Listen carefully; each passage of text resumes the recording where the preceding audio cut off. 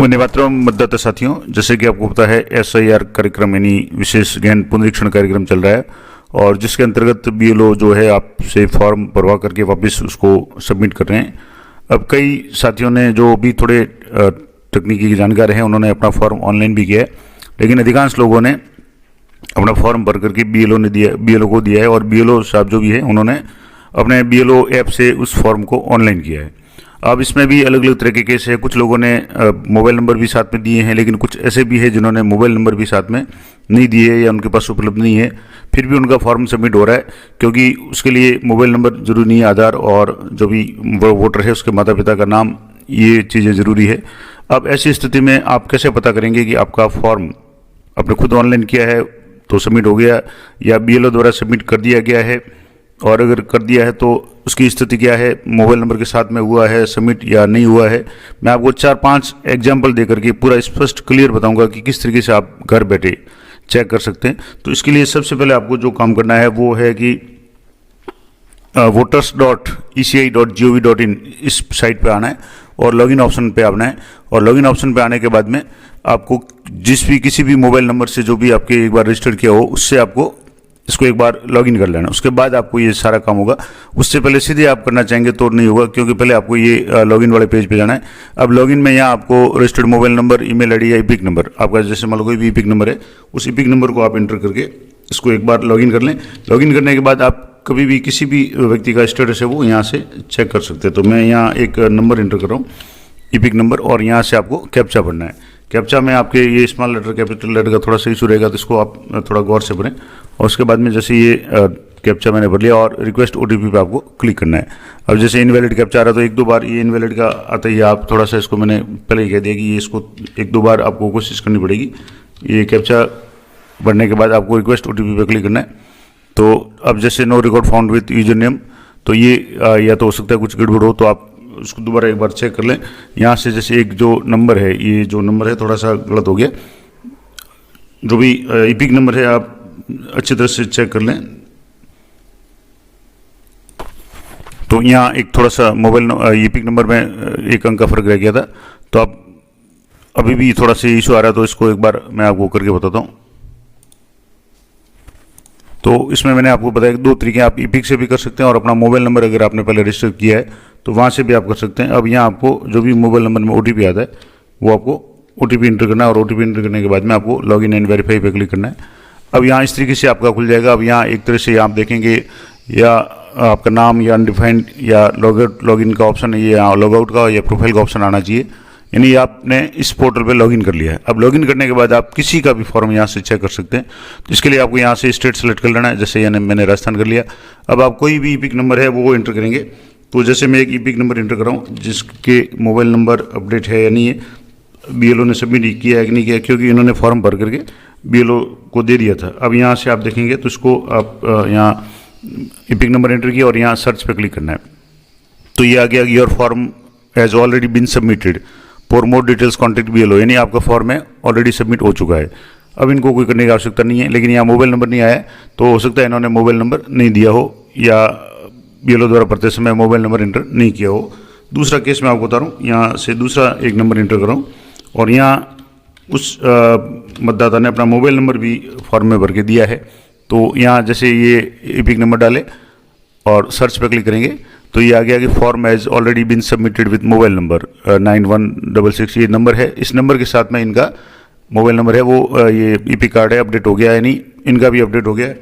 अब मैं आपको तीसरा केस बता रहा हूँ जिसमें ऑनलाइन सबमिट किया है किसी कार्मिक ने, तो उनका कैसे आएगा। तो यहाँ से जैसे मैं आपको ऑनलाइन सबमिट यहाँ से किया हुआ है, इसको सर्च पे आप क्लिक करेंगे तो जिसने ऑनलाइन सबमिट किया उनका इस तरीके से आएगा और प्री फिल्ड इन्फॉर्मेशन आएगी। अब इसमें 2 तरीके आ सकती है, एक प्री फिल्ड इन्फॉर्मेशन उनकी भी आ सकती है जिनका फॉर्म नहीं भरा हुआ, तो उसका कैसे करेंगे। तो यहाँ से जैसे मोबाइल नंबर ऑटोमेटिक यहाँ आ रहे हैं, अब यहाँ आ रहे हैं, इसका मतलब सेंड OTP पे आपको क्लिक करना है और यहाँ जो भी OTP आएगा तो आपको OTP है वो चेक करना है। यहाँ से जैसे ये OTP आ गया तो यहाँ से जो OTP इसको एंटर करेंगे 3095 और 43, अब यहाँ से करके इसको वेरीफाई OTP पे आप क्लिक करेंगे तो ये आपकी इस तरीके से ये रिसिप्ट आ जाएगी कि आपका ईपिक नंबर आ गया, नाम आ गया और आपने कब किया। तो 12/11/2025 को 8:11 पे ये form information form has been submitted successfully, ये हो रहा है। इसका मतलब इनका है ऑनलाइन सबमिट हुआ है। तो ऑनलाइन सबमिट वालों का ये भी आएगा, लेकिन नीचे मोबाइल नंबर आएंगे और इसको आप करेंगे तो ये आ जाएगा।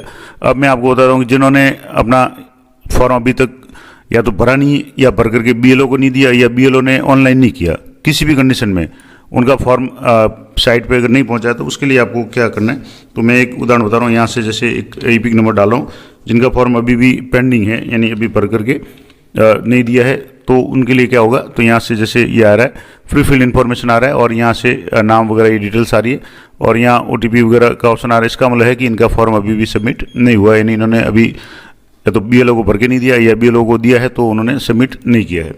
एक और मैं आपको बताऊँ, यहाँ से जैसे एक और फॉर्म है जिसको आप यहाँ से ईपिक नंबर में दूसरे चेक करके बता रहा हूँ।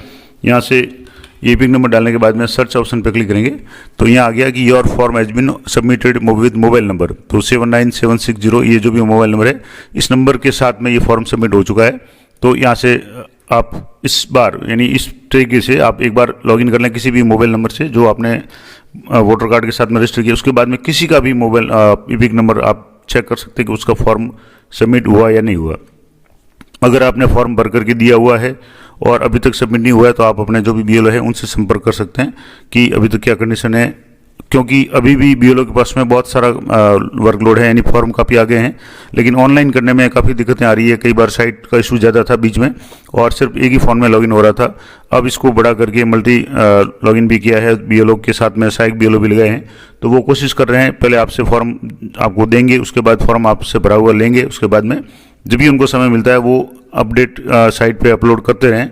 लेकिन हो सकता है थोड़ा सा भी आपका भी नंबर आना हो, उनके पास फॉर्म पेंडिंग पड़ा हो, तो आपको निश्चिंत रहना है और बीएलओ के संपर्क में रहना है। जो भी जानकारी वो आपको फॉर्म भरने के लिए दें उस फॉर्म को आपको भर करके उनको जमा कराना है।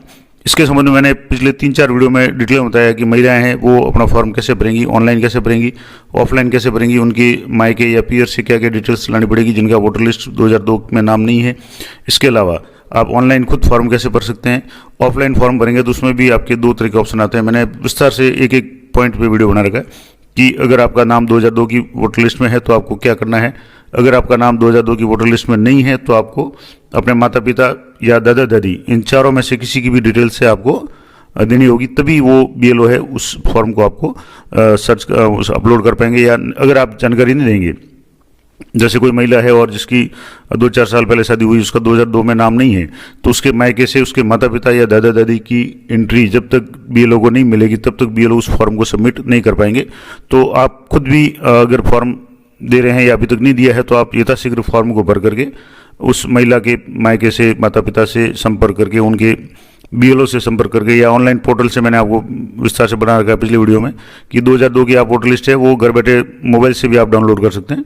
तो किसी भी तरीके से वहाँ के क्रमांक, भाग संख्या और क्रम संख्या और जो भी विधानसभा क्षेत्र का नाम है वो डिटेल्स आप ला करके जब बीएलओ को देंगे फॉर्म भर करके, तभी बीएलओ उस फॉर्म को सबमिट कर पाएंगे। तो ये पूरा प्रोसेस मैंने आपको लाइव बता दिया कि आप घर बैठे आसानी से किसी भी वोटर का चेक कर सकते हैं कि उसका फॉर्म सबमिट हुआ या नहीं हुआ।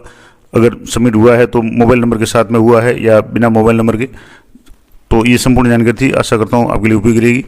ज़्यादा से ज़्यादा जानकारी को शेयर करें। मिलते हैं नेक्स्ट वीडियो में, तब तक जय हिंद, जय भारत।